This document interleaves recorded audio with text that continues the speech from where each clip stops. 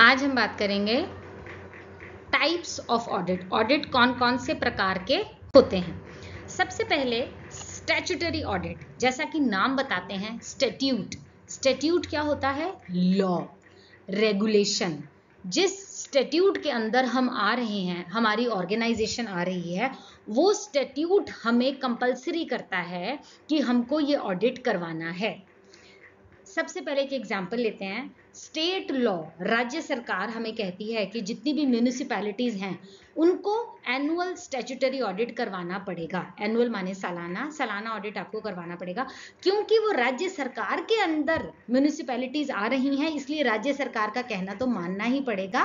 तो जो भी राज्य सरकार यहाँ पर गवर्निंग स्टैट्यूट कहलाएगी, तो जो भी गवर्निंग बॉडी है, अगर वो ये कह दे कि आपको ऑडिट करवाना है, तो उस तरह के ऑडिट को हम स्टैट्यूटरी ऑडिट कहते हैं, क्योंकि ये वाला ऑडिट कंपलसरी बाय लॉ कहलाता है। जो लॉ हमारे को गवर्न कर रहा है, जिस भी ऑर्गेनाइजेशन में हम हैं, जब वो लॉ हमें कहता है कि भैया ये ऑडिट करवाइए, तो आपको करवाना ही पड़ेगा, इसलिए इसका नाम है स्टैट्यूटरी ऑडिट और ये कंपलसरी बाय लॉ होता है।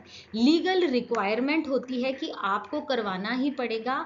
उस कंपनी को या किसी भी गवर्नमेंट ऑर्गेनाइजेशन को अपने फाइनेंशियल स्टेटमेंट्स को चेक करवाना पड़ता है। कोई भी कंपनी हो, कोऑपरेटिव सोसाइटीज भी हो सकती हैं, बैंकिंग कंपनीज हैं, general insurance companies, electricity supply companies, trust है, जो भी उसकी गवर्निंग बॉडी है, उसके मुताबिक हमको ये ऑडिट करवाना पड़ता है। स्टैट्यूट का मतलब हमने समझाया आपको कि भैया जो भी लॉ है या रेगुलेशन है जिसके अंडर हम आ रहे हैं, वो वाला अगर स्टैट्यूट हमें बोल रहा है तो उसकी मर्जी के हिसाब से ही हमको काम करना पड़ता है। ये ऑडिट आप सिर्फ एक प्रोफेशनली क्वालिफाइड चार्टर्ड अकाउंटेंट से ही करवा सकते हो, आपका इंटरनल स्टाफ नहीं कर सकता। और इसका जो स्कोप है, कैसे ऑडिट करना है, कितना करना है, ये सब क्लाइंट की मर्जी के अनुसार नहीं चलेगा। वो लॉ जो है वो ही बताएगा कि इस ऑडिट को कैसे करना है, क्या उसकी सीमा है, और ऑडिटर के राइट्स और ऑडिटर की ड्यूटीज भी जो है वो क्लाइंट नहीं बता सकता, वो भी आपको आपका लॉ ही बताएगा। वो नियम रहेंगे, उन नियमों के आधार पर ही हमको ऑडिट करवाना है और ऑडिटर को भी फाइनलाइज करना है। तो ये था पहले प्रकार का ऑडिट, जिसको स्टैट्यूटरी ऑडिट कहते हैं। ये लाजमी होता है क्योंकि गवर्निंग बॉडी ने बोला है। दूसरा आता है टैक्स ऑडिट। टैक्स ऑडिट के ऊपर हम सेपरेटली एक वीडियो बना चुके हैं, आप प्लीज उसको जाकर देख सकते हैं। संक्षेप में यहाँ पर बता दें कि section 44AB of income tax audit act के अंडर ये टैक्स ऑडिट आता है। टैक्स लॉज को क्या तुम अच्छी तरह से मान रहे हो, तुम्हारी फाइनेंशियल बुक्स जो हैं क्या टैक्स लॉ के अकॉर्डिंग है, उनकी करेक्टनेस को जांचने के लिए टैक्स ऑडिट बहुत ज़रूरी होता है। इसको भी करने के लिए एक आपको प्रोफेशनल सीए ही चाहिए। ये एक स्टैट्यूट के अंदर आ गया। देखिए, इनकम टैक्स एक्ट हमारी बन गई गवर्निंग बॉडी, इसके अंदर आने वाला ऑडिट टैक्स ऑडिट कहलाया। इसकी जो रिपोर्ट है ना इस ऑडिट की, वो टैक्स अथॉरिटीज के पास सीधी जाती है और इस रिपोर्ट का एक स्पेशल फॉर्म है, वो रिपोर्ट उसी फॉर्मेट में ही सबमिट की जाती है।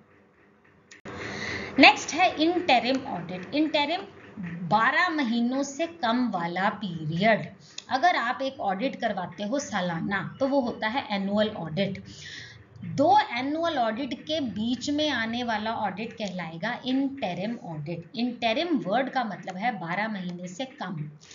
पार्ट ऑफ द ईयर, साल के कुछ भाग के लिए ऑडिट कराया जाता है, पूरे साल का ऑडिट नहीं होता है। आधे साल में करवा रहे हो तो आधे साल की फाइनेंशियल स्टेटमेंट्स को चेक करता है ये हमारा इंटरिम ऑडिट। वो ऑडिट जो 2 सालाना ऑडिट के बीच में करवाया जाता है वो इंटरिम ऑडिट कहलाता है।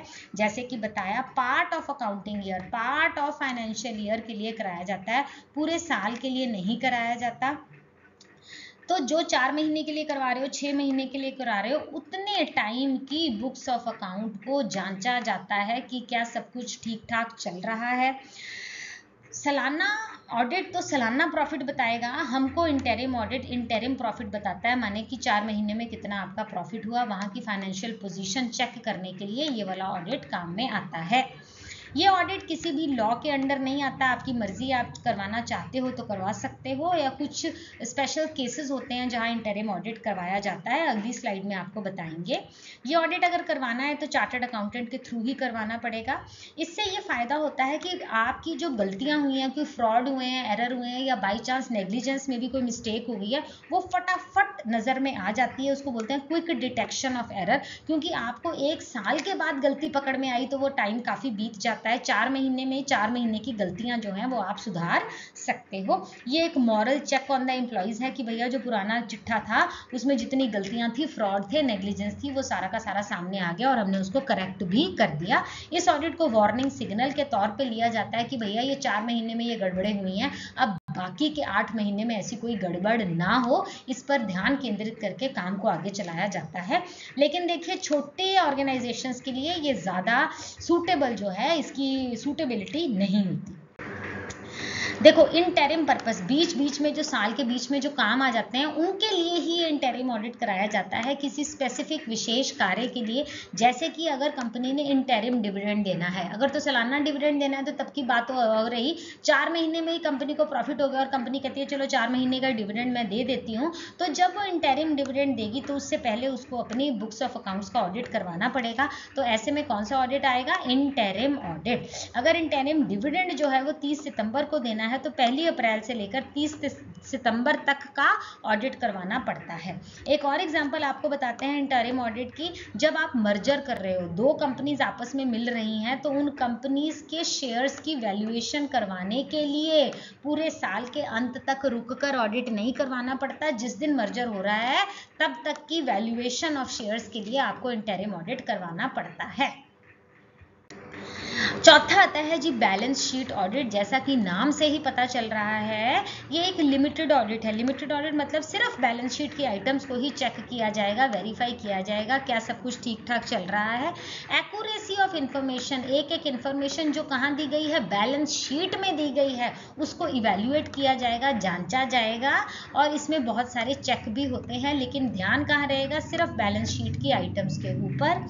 इस ऑडिट की कोई स्टैट्यूटरी रिक्वायरमेंट नहीं है, कोई अधिवेश, कोई लॉ नहीं कहता कि इसको करवाओ, क्लाइंट की मर्जी के ऊपर होता है। तो जब करवाते हैं तो ये आइटम्स जो बैलेंस शीट में होती हैं, fixed assets, current assets, reserve हो गया, प्रोविजन हो गया, कैपिटल, प्रॉफिट, लॉस, ये सारा का सारा चेक किया जाता है। जो दुनिया भर की लायबिलिटीज बैलेंस शीट में दिखाई जाती हैं उनको भी चेक किया जाता है। वो प्रॉफिट एंड लॉस की आइटम्स जो डायरेक्टली एसेट्स एंड लायबिलिटीज के साथ एसोसिएटेड हैं, यानी कि ध्यान केंद्रित बैलेंस शीट की आइटम्स के ऊपर, उससे रिलेटेड जो प्रॉफिट एंड लॉस आइटम्स हैं उनको भी चेक किया जाता है। ये वाले ऑडिट छोटी ऑर्गेनाइजेशंस के लिए सूटेबल नहीं है। इनका कार्य रहता है कि इरेगुलेटरीज, कोई गड़बड़ी, कोई वीकनेस, कोई कमी पेशी अकाउंटिंग सिस्टम में है तो वो सामने आ जाती है। ये उनके लिए भी ज़्यादा फायदेमंद है जिनके पास strong efficient system of internal control है। अगर आप अपनी कंपनी को इंटरनल कंट्रोल बहुत स्ट्रॉन्ग रखे हो तो बैलेंस शीट ऑडिट जो है वो बहुत काम में आता है। अगर करवाना है तो आपको ये प्रोफेशनल सीए से ही करवाना पड़ेगा और इसके लिए सपोर्टिंग डॉक्यूमेंट, सारे दस्तावेज, सारे कार्य आपको देने पड़ेंगे। लेकिन इसका स्कोप जो है ये लिमिटेड ही है, बहुत ज़्यादा इंपॉर्टेंस में ये नहीं आता। बात सारी ये है क्योंकि ये ऑडिटर को लेस एश्योरेंस देता है। ऑडिटर को लेस एश्योरेंस देने का मतलब ऑडिटर इस बैलेंस शीट ऑडिट के ऊपर जो है वो बहुत ज़्यादा विश्वास नहीं कर सकता। जो स्टैट्यूट वाले ऑडिट्स होते हैं ना वो होते हैं ज़्यादा रिलायबल। अच्छा, 5वां नंबर आता है हमारा ऑपरेशनल ऑडिट। ऑपरेशनल ऑडिट क्या है? कंपनी के ऑपरेशंस को, कंपनी के काम करने की गतिविधियां, मान लो आपका एक टायर मैन्युफैक्चरिंग प्लांट है जिसमें आप टायर बनाते हो, तो वो कैसे बन रहा है, हर मशीन के ऊपर, हर काम के ऊपर जो है उसके ऑपरेशंस को चेक करने के प्रोसेस को बोला जाता है ऑपरेशनल ऑडिट। हम ऑपरेटिंग एक्टिविटीज, जो हमारी गतिविधि है, जो हमारा कार्य है, उसको चेक किया जाता है। बाकी जितने प्रकार के ऑडिट हम बात करते हैं वो एक सिंगल डिपार्टमेंट के ऑडिट होते हैं। कॉस्ट ऑडिट कॉस्ट को देखेगा, टैक्स ऑडिट टैक्स को देखेगा, है ना। बाकी के सारे ऑडिट्स क्या देखेंगे? कंपनी के फाइनेंसेस को देखेंगे। लेकिन जो ऑपरेशनल ऑडिट है ना, ये थोड़ा बड़ा है। क्यों? क्योंकि ये कंपनी के कंपनी के ऑपरेशंस को देखता है, कैसे कंपनी बिजनेस कंडक्ट कर रही है, ओवरऑल इफेक्टिवनेस, जो हमारी कंपनी की इफेक्टिवनेस है, कितना काम हो रहा है, क्या ये अप टू द मार्क हो रहा है, उस सबको जांचता है, उसके बारे में सुझाव देता है। बाकी के जो रेगुलर ऑडिट्स हैं वो सिर्फ फाइनेंशियल स्टेटमेंट्स को ही, है ना, प्रॉफिट एंड लॉस और बैलेंस शीट को देखते हैं, पर ये वाला ऑडिट हमारे ऑपरेशंस, हमारे कार्य को देखता है, हमारी गतिविधियों को, हमारी प्रोडक्शन को देखता है कि सारे ऑपरेशंस कैसे हो रहे हैं। अगला आता है जी कॉन्क्यूरेंट ऑडिट। कॉन्क्यूरेंट ऑडिट क्या होता है? ये जनरली बड़े बड़े बैंकों में और उनकी बड़ी बड़ी ब्रांचेस में किया जाता है। अच्छा, ये कॉन्करेंट का मतलब होता है सारा साल चलने वाला और साथ साथ चलने वाला। जैसे ही आपने कोई काम किया, जैसे ही कोई ट्रांजैक्शन हुई, उसको साथ साथ चेक करो, उसको साथ साथ ऑडिट करो, उसको बोला जाता है concurrent, happening at that very time. जैसे ही एक ट्रांजैक्शन हुई उसको चेक कर लो, फिर एक ट्रांजैक्शन हुई उसको चेक कर लो। Examination of financial transactions at the time of happening, जैसे जैसे वो कार्य हुआ साथ साथ आपने उसको चेक कर लिया। पैरेलल विद द ट्रांजैक्शंस, साथ साथ, यही पैरेलल माने कॉन्क्यूरेंट, उधर काम हुआ उधर चेक हुआ। It has to be conducted regularly, साथ साथ, ऐसा नहीं है कि एक दिन निर्धारित हो गया और उस दिन जो है आपने ऑडिट करवाना है, ऐसा नहीं होता। ये कंटिन्यूसली होता है, रेगुलरली होता है। ये एक बहुत कॉम्प्रिहेंसिव और सिस्टमेटिक ऑडिट है, सिस्टम के साथ चलता है। ध्यान देने वाली बात यह है कि ये कंटिन्यूसली सारा साल चलता है, होता रहता है, होता रहता है, होता रहता है। इसका कार्य यह है कि effectiveness of the working and internal control of the bank. अब जैसे हमने आपको बताया कि बड़े बड़े बैंकों में होता है, तो उनका कार्य कैसे चल रहा है, उनकी ब्रांचेस का कार्य कैसे चल रहा है, यह देखा जाता है। The bank management easily detects the irregularities. देखिए, बाकी तो सब बात हर ऑडिट में होती है कि जो भी गलतियां हैं, इरेगुलरिटीज हैं, वो कॉन्करेंट ऑडिट से तो उससे भी ज्यादा फटाफट पकड़ी जाती है कि जैसे ही एक ट्रांजैक्शन हुई साथ साथ आपने ऑडिट कर लिया, फिर एक ट्रांजैक्शन हुई फिर आपने ऑडिट कर लिया, ठीक है ना। इससे क्या होता है कि आपका कैश बैलेंस चेक हो जाता है, केवाईसी पॉलिसी चेक हो जाती है, loans and advances and other forex transactions, जो फॉरेन एक्सचेंज ट्रांजैक्शंस हैं, वो भी चेक हो जाते हैं। This audit either can be conducted by an independent CA or can also be conducted by internal staff of the concerned bank. आप चाहो तो CA से करा लो, आप चाहो तो स्टाफ के ही किसी बंदे से, आप अपने कर्मचारी से ये ऑडिट करवा सकते हो। जहां एक कर्मचारी ट्रांजैक्शन को लिख रहा है, वहीं दूसरा कर्मचारी उसको चेक कर रहा है। ये हो गया जी आपका concurrent audit. Next is the management audit. Management audit जैसा कि नाम ही बता रहा है, audit of the management performance. देखिए, मैनेजमेंट किसी भी ऑर्गेनाइजेशन का बड़ा एक स्ट्रॉन्ग फैक्टर रहता है उसकी विक्ट्री, उसकी कार्यगति में, उसकी कार्यशैली में। तो मैनेजमेंट क्या कर रही है, इसके ऑडिट को करवाने को मैनेजमेंट ऑडिट कहते हैं। जो जनरल मैनेजमेंट है, क्या वो साफ सुथरे ढंग से स्मूथली खुशी खुशी काम कर रही है, उनकी सारी एक्टिविटीज को ऊपर वाली मैनेजमेंट से लेकर नीचे वाली मैनेजमेंट तक सारी इवैल्यूएशन की जाती है। मैनेजमेंट टीम कितने अच्छे से काम कर रही है, क्या शेयर होल्डर्स के, एम्प्लॉइज के इंटरेस्ट को, क्या कंपनी की रेपुटेशन को ध्यान में रखा जा रहा है, ये मैनेजमेंट ऑडिट कहलाता है। इसका पर्पस क्या है हमारे, और कि मैनेजमेंट की फंक्शनिंग में कोई वीकनेस तो नहीं है, कोई गड़बड़ी तो नहीं है, कोई ऐसा कार्य जो हमें करना चाहिए और हम कर नहीं रहे हैं। मैनेजमेंट के पार्ट पे ये सारी बातें मैनेजमेंट ऑडिट हमें बताता है। सजेशंस दी जाती हैं कि हम अपनी ऑर्गेनाइजेशन को कैसे ज्यादा स्ट्रॉन्ग कर सकते हैं। एक अकेले इंडिविजुअल मैनेजर को जांचना इसका मकसद नहीं है, overall management of the company को देखता है, ताकि हमारी कंपनी के जो गोल्स हैं, जो मुद्दे हैं, उनके ऊपर ध्यान दिया जा सके। ये बहुत सिग्निफिकेंट है, बहुत महत्वपूर्ण है अपनी कंपनी के ऑब्जेक्टिव्स अचीव करने के लिए। मैनेजमेंट एक्सपर्ट्स जो हैं वही मैनेजमेंट ऑडिट कंडक्ट करवाते हैं। और कुछ ऑर्गेनाइजेशंस जो प्रॉफिट में नहीं जा रही हैं, उनके लिए मैनेजमेंट ऑडिट और भी ज़्यादा ज़रूरी है, क्योंकि प्रॉफिट में ना जाना कहीं मैनेजमेंट की वजह से तो नहीं, कोई गलतियां उधर से तो नहीं हो रही हैं। इन सब चीज़ों को जांचने के लिए मैनेजमेंट ऑडिट बहुत ज़रूरी है। अगला आता है इन्वायरमेंटल ऑडिट। इन्वायरमेंट आपको पता है हमारा पर्यावरण, हमारे बाहर की हवा को हम कितना खराब कर रहे हैं, हम बाहर के पानी को कितना प्रदूषित कर रहे हैं हमारी ऑर्गेनाइजेशन, इस सब से रिलेटेड, वातावरण पर्यावरण से रिलेटेड क्या हम अपनी ड्यूटीज निभा रहे हैं। देखिए as a human, as a मनुष्य ऑल्सो वी हैव, हमारी रिस्पॉन्सिबिलिटीज हैं कि हम अपने बाहर के हवा को, नदी को, पानी को प्रदूषित ना करें। तो एक कंपनी की भी कुछ ड्यूटीज हैं कि क्या वो हमारे वातावरण को खराब तो नहीं कर रही है। इस चीज के ऑडिट करवाने को इन्वायरमेंटल ऑडिट कहा जाता है। Interaction of the business and the surroundings, बाहर की दुनिया में बिजनेस क्या कर रहा है, बाहर को गंदा तो नहीं कर रहा। Systematic examination to assess company's environmental responsibility. देखो कंपनी की रिस्पॉन्सिबिलिटी तो है ही है कि मुनाफा कमा के लाना है, तभी तो कर्मचारियों को वेतन दिया जाएगा, लेकिन उस चक्कर में क्या हम पर्यावरण को तो नहीं खराब कर रहा वो बिजनेस, इस चीज को चेक करने को इन्वायरमेंट ऑडिट कहा जाता है। This is ensures how the organisation and the management is functioning to protect the environment. क्या काम कर रही है आपकी बिजनेस हमारे वातावरण को प्रदूषण से बचाने के लिए।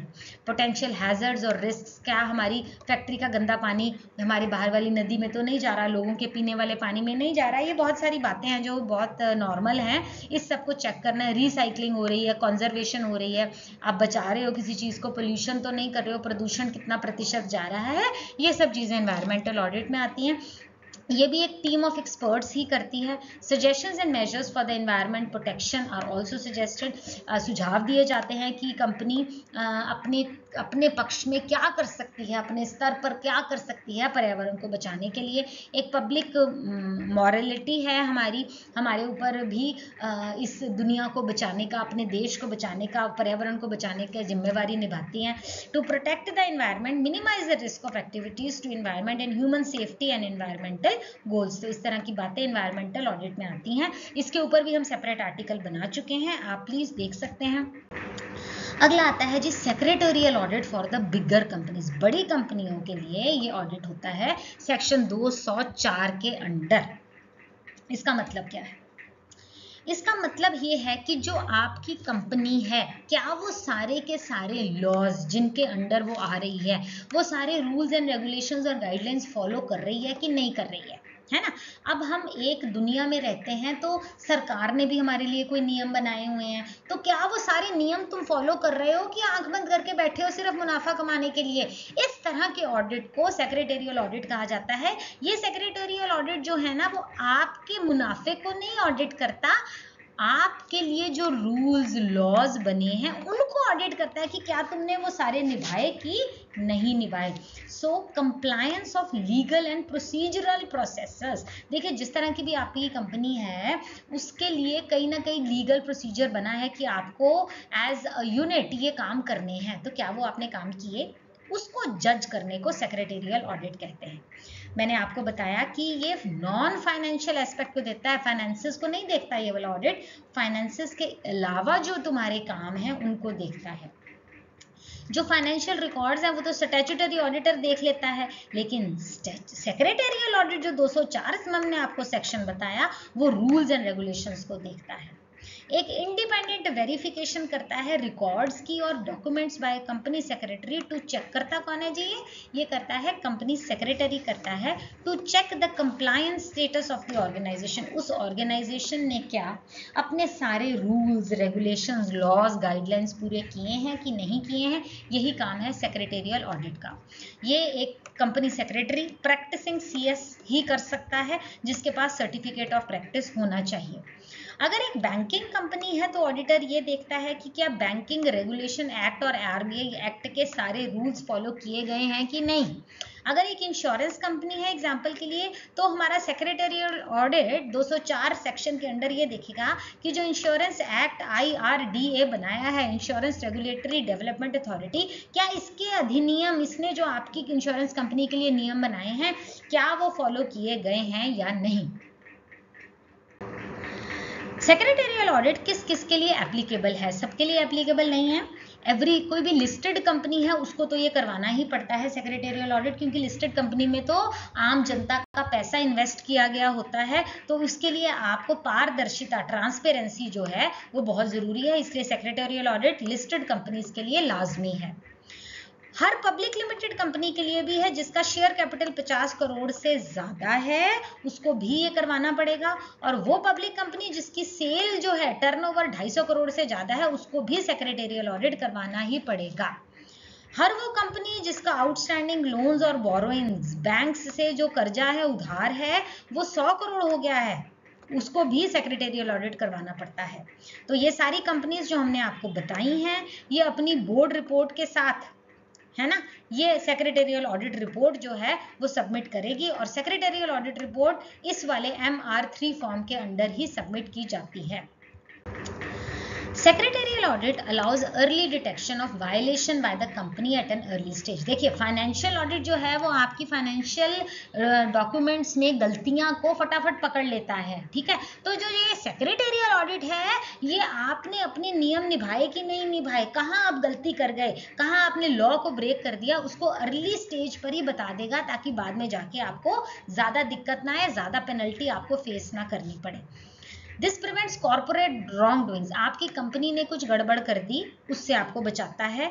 और नॉन कंप्लायंस रिस्क, कभी कभी क्या होता है कि आपको मालूम ही नहीं है कि आपको ये वाला लॉ या ये वाली गाइडलाइन माननी पड़नी थी, या ये वाला रूल ओबे करना था, आप इग्नोरेंस में ही आगे बढ़ते गए, और फिर क्या होगा, क्योंकि आपने वो नियम नहीं माने हैं तो फंसोगे तो आप। तो ये सब काम जो है सेक्रेटेरियल ऑडिट आपको बचा लेता है। Basic feature is to see the compliance of applicable, जो जो लॉज हमारे ऊपर लागू हैं, क्या हमने उन सब लॉज को फॉलो कर लिया, यही काम है सेक्रेटेरियल ऑडिट का। Verify the legal and procedural compliance. देखिए हर ऑर्गेनाइजेशन को अपने स्टैट्यूट के अंदर अपनी गवर्निंग बॉडी को मानना है और उसके अधिनियम फॉलो करने हैं, उन रूल्स को फॉलो किया है नहीं, बस यही है हमारे सेक्रेटेरियल ऑडिट का काम। अगला आता है इंटरनल ऑडिट। इंटरनल ऑडिट नाम ही बताता है, आप अपनी ऑर्गेनाइजेशन के अंदर के स्टाफ से ही अपनी चेकिंग करवा रहे हो कि क्या आप सब ठीक कर रहे हो। देखो जो एक ऑडिट का पर्पस है कि आपके बुक्स ऑफ अकाउंट्स, आपकी फाइनेंशियल स्टेटमेंट्स में जानबूझकर की गई गलतियां या अनजाने में की हुई गलतियां पकड़ ले, वो तो हो गया एक्सटर्नल ऑडिटर। ये इंटरनल ऑडिट है, आप अपने कर्मचारी से को ही ऑडिटर बनाकर अपने सिस्टम को चेक करवा रहे हो, ताकि एक्सटर्नल ऑडिट के आने से पहले अगर कोई जाने अनजाने में गलती हो गई है तो उसको पकड़ लिया जाए और उसको ठीक कर लिया जाए। तो इंटरनल ऑडिट आपकी ऑर्गेनाइजेशन की ओवरऑल परफॉर्मेंस को देखता है, एडमिनिस्ट्रेटिव एस्पेक्ट से, एग्जीक्यूटिव, फाइनेंशियल, लीगल स्टैंडर्ड से, जितना भी वो आपकी ऑडिट आपकी ऑर्गेनाइजेशन को जांच सकता है वो जांचता है। मैनेजमेंट टीम को ये बता दिया जाता है कि आपकी ऑर्गेनाइजेशन में क्या क्या गलत हो रहा है, कोई कंपनी में फ्रॉड हो रहा है, कोई अपनी पावर का मिसयूज कर रहा है, किसी ने धोखाधड़ी में फंड्स ही आपके चुरा लिए हैं 9-2-11 होने की कोशिश में, कोई अकाउंटेंट ही आपके पैसों को गलत वो करी जा रहा है। तो इंटरनल ऑडिट आपको इन सब चीजों से अगवा करवाता है और बता देता है। इंटरनल ऑडिट आपके इंटरनल कंट्रोल को भी जज करता है, क्या आपने अपने सारे प्रोसेस को अपने अंडर लिया हुआ है, कंट्रोल में रखा हुआ है। इंटरनल ऑडिट आपको सलाह भी देता है, कंसल्टेंसी सर्विस देता है, ताकि आने वाले भविष्य में आपकी एफिशिएंसी बढ़े, आपकी परफॉर्मेंस आपकी कंपनी की और भी अच्छी हो, और ऑर्गेनाइजेशन के ऑपरेशंस में और भी प्रॉफिट हो सके। इंटरनल ऑडिट जो है वो आप सालाना भी करवा सकते हो, मंथली, क्वार्टरली, जैसी आपकी इच्छा है आप कर सकते हो। आपकी अपनी कंपनी है, क्लाइंट की अपनी मर्जी है कि उसने अपनी ऑर्गेनाइजेशन को कैसे चलाना है। वो अपनी प्रॉब्लम जो है वो आइडेंटिफाई करके आपको बताता है, आपकी ऑर्गेनाइजेशन की कमियां भी बताता है, और ये भी बताता है कि कौन से स्टेप अब आपने लेने हैं ताकि इन सब कमियों को दूर किया जा सके।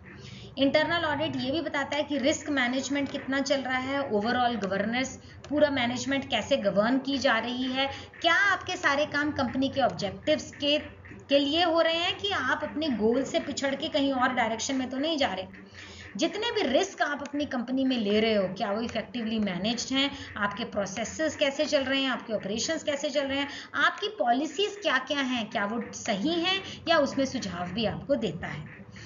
मैनेजमेंट के लिए ये इंटरनल ऑडिट बहुत फायदेमंद की चीज़ है। बोर्ड ऑफ डायरेक्टर्स को बहुत ज़्यादा सजेशंस के साथ आपको ये फायदेमंद है। कोई भी गलती अगर हो रही है तो उसको पकड़ में ये इंटरनल ऑडिट लाता है, उसको करेक्ट किया जाता है, और एक्सटर्नल ऑडिट के आने से पहले ही अगर आपने अपना सारा तामझाम बढ़िया करके रखा है तो ये ऑर्गेनाइजेशन के लिए बहुत अच्छी बात है। नेक्स्ट आता है आपका कॉस्ट ऑडिट। कॉस्ट ऑडिट के ऊपर हमने विस्तार से एक बहुत अच्छा आर्टिकल बनाया है, आप प्लीज उसको देख सकते हो। यहाँ संक्षेप में हम आपको बताते हैं कि कॉस्ट ऑडिट लाजमी है उन कंपनीज के लिए जो रूल 4 के अंडर आती हैं। रूल 4 में आने के लिए दो तरह की कंपनीज होती हैं। टाइप 1 में रेगुलेटेड सर्विसेज आता है और टाइप 2 में जो है वो नॉन रेगुलेटेड सर्विसेज आता है। रूल 4 में अंडर में आने के लिए ये फॉलोइंग कंडीशंस जो हैं आपको मीट करने पड़ेंगे। टाइप 1 की कंडीशंस हैं कि जो सारे प्रोडक्ट्स और सर्विसेज आप बना रहे हो उसका सेल 50 करोड़ या उससे ज्यादा होना चाहिए। मान लीजिए आपकी कंपनी बेडशीट्स भी बनाती है, टॉवल भी बनाती है, हैंड टॉवल भी बनाती है, मैट्स भी बनाती है, तो इतने सारे प्रोडक्ट्स बना रही है ना, तो इन सारे प्रोडक्ट्स टोटल की सेल 50 करोड़ या उससे ऊपर होनी चाहिए। एक बात। दूसरी बात, जिस वजह से अब इतने सारे प्रोडक्ट्स में से कोई एक प्रोडक्ट होगा जिसकी वजह से आप टाइप 1 में आ रहे हो, उस प्रोडक्ट की सेल 25 करोड़ या उससे ज्यादा होनी चाहिए। ठीक, ओवरऑल सेल कितनी बताई हमने, सारे प्रोडक्ट्स की मिला के 50 करोड़ या उससे ज्यादा, और उस एक प्रोडक्ट की सेल जिसके वजह से आप यहाँ पहुंचे हो उसकी सेल 25 करोड़ या उससे ज्यादा होनी चाहिए। अब आ जाओ जी टाइप 2 में। टाइप 2 में क्या कहता है, सारे प्रोडक्ट्स और सर्विसेज की सेल 100 करोड़ या उससे ज्यादा होनी चाहिए, और वो वाला प्रोडक्ट जिसकी वजह से आप यहाँ पहुंचे हो उसकी सेल 35 करोड़ या उससे ऊपर होनी चाहिए। तो आपको याद क्या करना है, 50 करोड़, 25 करोड़, 100 करोड़ और 35 crore. Cost accountant as per institute of cost accountants of India वो ही कॉस्ट ऑडिट जो है परफॉर्म कर सकते हैं। कॉस्ट ऑडिट को अपॉइंट बोर्ड ऑफ डायरेक्टर्स किया जाता है, और जो हमने आपको बताया company auditor as per section 139 वो कॉस्ट ऑडिटर नहीं हो सकता, कॉस्ट ऑडिटर अलग से अपॉइंट होता है। जो पेनल्टीज हैं 147 सेक्शन की वो बिल्कुल कॉस्ट ऑडिटर के ऊपर भी लागू होती हैं। Powers and duties as per section 141 and 1 section 43 वो भी कॉस्ट ऑडिटर पे लागू होती हैं। और ये जो स्टैट्यूटरी ऑडिटर है ना, ये कॉस्ट ऑडिट के साथ काम करेगा, ये भी काम करेगा, ये भी काम करेगा। ऐसा नहीं है कि स्टैट्यूटरी ऑडिटर रख लिया तो कॉस्ट ऑडिटर रखने की जरूरत नहीं है, जी नहीं, हमने आपको वो रूल्स बता दिए हैं। कॉस्ट ऑडिटर भी रखना पड़ेगा, स्टैट्यूटरी ऑडिटर भी रखना पड़ेगा। अच्छा, अभी ये जो रूल 4 बताया था उसमें कौन सी एग्जम्पशन आती है, आप उससे बच सकते हो। अगर आपका एक्सपोर्ट टर्नओवर 75% जा रहा है, आपकी सेल का, आपकी टोटल सेल का 75% एक्सपोर्ट में चला गया, तो आपको रूल 4 से एग्जम्पशन मिल जाएगा, मतलब आप बच जाओगे रूल 4 से। एक तो ये कंडीशन हो गई, और दूसरी कंडीशन होगी अगर आप स्पेशल इकोनॉमिक जोन में SEZ में काम कर रहे हो तो आप रूल 4 से बच सकते हो। जो कॉस्ट ऑडिट रिपोर्ट है वो ऑडिट बोर्ड ऑफ डायरेक्टर्स के पास जाएगी। You have to forward the audit report to the board of directors within 180 days of finishing the audit. जब ऑडिट हो गया उसके 180 दिनों के भीतर भीतर आपको बोर्ड ऑफ डायरेक्टर्स को ये रिपोर्ट देनी पड़ेगी। बोर्ड जो है वो 30 दिन के अंदर अंदर, अगले 30 दिन के अंदर सेंट्रल गवर्नमेंट को ये रिपोर्ट पेश कर देगा, और ये जो कॉस्ट ऑडिट रिपोर्ट है ये XBRL फॉर्मेट में ही होनी चाहिए। Now the last one is the government audit. नाम से पता चल रहा है गवर्नमेंट इंस्टीट्यूशंस के ऑडिट को गवर्नमेंट ऑडिट बोला जाता है। गवर्नमेंट ऑडिट सारी public entities, public sector undertakings और गवर्नमेंट ऑर्गेनाइजेशंस का ऑडिट होता है। उनकी जांच की जाती है, उनको इवैल्यूएट किया जाता है। ये एक इंडिपेंडेंट सिस्टम है, एग्जामिनेशन है। किस चीज़ की एग्जामिनेशन हो रही है जी, फाइनेंशियल एस्पेक्ट से, एडमिनिस्ट्रेटिव एस्पेक्ट से, और कंपनी के ऑपरेशंस को भी जांचा जाता है। देखो इन सब एंटिटीज में, सरकारी ऑर्गेनाइजेशंस में पब्लिक का पैसा लगा है जो कि टैक्सेस के द्वारा कलेक्ट किया जाता है, इसलिए इसमें ट्रांसपेरेंसी का होना, पारदर्शिता का होना बहुत जरूरी है। इसलिए गवर्नमेंट ऑडिट जो है वो लाजमी किया गया है। गवर्नमेंट एंटाइटी की अकाउंटेबिलिटी होती है कि भैया कि तुमने पब्लिक रेवेन्यू, सरकार का पैसा, सरकार का खर्चा कहाँ से आया, पैसा और कहाँ खर्चा, इस सबको दर्शाने के लिए, इस सबको हाईलाइट करने के लिए, इसमें कोई छुपा रुस्तम ना हो, इसलिए ऑडिट करवाना लाजमी होता है। इसके साथ साथ ऑडिट फाइंडिंग्स जो भी ऑडिटर बताता है उसमें सुझाव भी दिए जाते हैं कि भविष्य में आप इन गलतियों को ना दोहराएं। In our country the audit for the government auditor is appointed by the CAG। Controller and auditor general जो है वो ही ऑडिटर को अपॉइंट करता है। ऑडिटर अपनी रिपोर्ट इसी CAG को ही देता है, who presents the report to the governor or the concerned executive authority with own comments। वो अपने अपने कमेंट्स के साथ वो आगे कंसर्न्ड अथॉरिटी को सबमिट कर देता है। तो आज का आर्टिकल हमारा यही खत्म हुआ है। आई होप कि मैंने आपको अच्छे से समझाया है। कोई डाउट हो तो प्लीज़ आप कमेंट सेक्शन में पूछ सकते हो। आप मुझे कोई सुझाव देना चाहते हो तो भी आप कमेंट सेक्शन में लिख सकते हो। मेरे चैनल को लाइक कीजिए, सब्सक्राइब कीजिए। Thank you for watching. Stay safe, stay blessed.